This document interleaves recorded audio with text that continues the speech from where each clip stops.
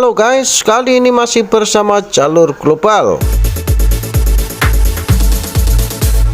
Kalau belum lama ini Presiden Jokowi bertemu para relawan di GBK menyatakan sosok pemimpin yang memikirkan rakyat. Di antara ciri-ciri dan kriterianya adalah berambut putih dan keriput. Dengan spontan pula para relawan menyebutnya itu Ganjar Pranowo. Namun ternyata bukan Ganjar guys. Sosok berambut putih dan keriput yang dimaksud oleh Jokowi.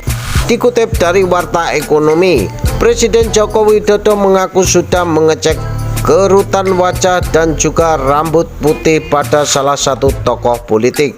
Sayangnya orang ini bukanlah Ganjar Pranowo. Presiden Jokowi mengaku telah mengecek hal tersebut pada Menteri Pertahanan Prabowo Subianto. Hal itu layaknya kriteria calon pemimpin yang memikirkan rakyat yang disampaikannya saat temu relawan di Stadion GBK Jakarta pada Sabtu 26 November 2022 lalu. Tadi saya sudah sampaikan, sudah saya cek ke Pak Prabowo apakah beliau memiliki kerutan di wajahnya. Ternyata punya, kerutan wajahnya ada, kata Jokowi kepada wartawan usai peresmian asrama mahasiswa Nusantara di Surabaya, Jawa Timur Selasa 29 November 2022. Peresmian asrama mahasiswa Nusantara di Surabaya itu turut dihadiri sejumlah Menteri Kabinet Indonesia Maju, termasuk Pak Prabowo Subianto.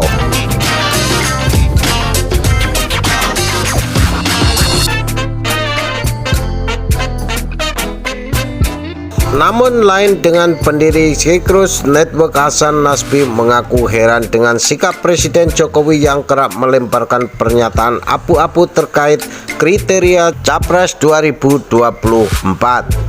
Ia menilai beberapa kali Jokowi menyebut capres tertentu dan sayangnya selalu memberikan gambaran yang multitafsir untuk diartikan. Terakhir saat para relawan Jokowi yang berkumpul di acara Nusantara Bersatu di Stadion GBK di akhir pekan lalu, Presiden Jokowi menyatakan pilih pemimpin yang serius memikirkan rakyat, yang mempunyai ciri wajah ada kerutan dan rambutnya putih.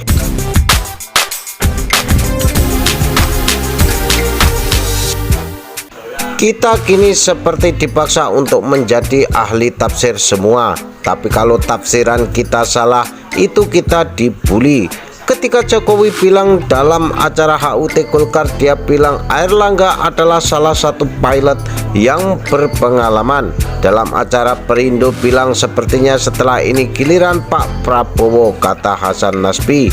Tapi kemarin di acara Nusantara Bersatu ada yang ditafsirkan dan jadi agak-agak konyol perdebatannya. Misalnya orang yang mikirin rakyat itu ada kerutan di wajahnya dan rambutnya putih. Dari pernyataan Jokowi yang multitafsir itu, justru para relawan Jokowi lah yang paling galak. Jika ada yang bilang kriteria pemimpin yang punya kerutan dan berambut putih semua itu belum tentu Ganjar. Lucunya, ketika multitafsir kita juga diomelin dan dianggap dangkal.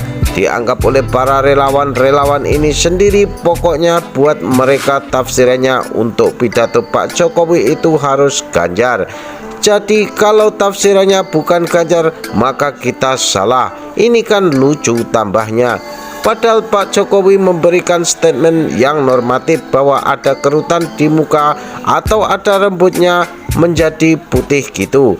Jadi gimana dengan orang-orang di sekitar Pak Jokowi yang enggak ada kerutan di mukanya dan tidak ada putih-putih di rambutnya?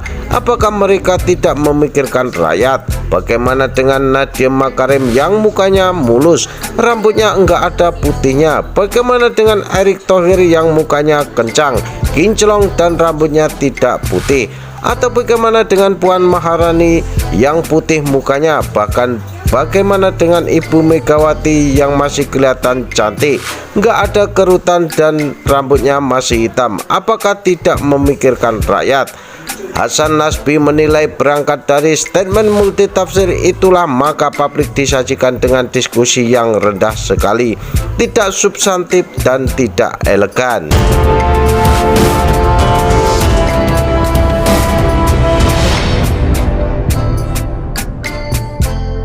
tidak diberikan, cuma dikasih kode. Tapi buat para relawan kodenya sudah sangat jelas sekali, itu harus Ganjar. Jadi saya agak-agak lemes nih kalau perdebatan politik kita di levelnya seperti ini terangnya. Hasan menjelaskan Gubernur Jawa Tengah Ganjar Pranowo yang satu partai dengan Puan justru hampir selalu memiliki ranking yang paling tinggi di semua kriteria capres. Hal tersebut berbanding dengan Puan Maharani yang menduduki posisi juru kunci. Lebih lanjut, Hasan membeberkan Puan dan Ganjar memiliki kompetensi pribadi. Dia menyebut perbedaan antara Ganjar dan Puan sangat kontras karena gaya secara kepemimpinan, gaya komunikasi yang amat berbeda dengan Ganjar, ditambah dengan rumor kompetisi di antara mereka. Bisa saja ini menggiring penilaian yang amat kontras dari para opinion leader. Kalau Ganjar dapat nilai tinggi, Bu Puan diberi nilai rendah, jelas Hasan. Menurut Direktur Eksekutif PPI Adi Prayitno menjelaskan faktor yang membuat Puan selalu berada di peringkat terbawah. Adi menyebut keterampilan Puan menyelam ke masyarakat yang masih terlihat kaku ketimbang kandidat lainnya. Nah, demikian lagi sedikit informasi dan video dari saya. Semoga ini bermanfaat dan dapat menambah pengetahuan kita bersama.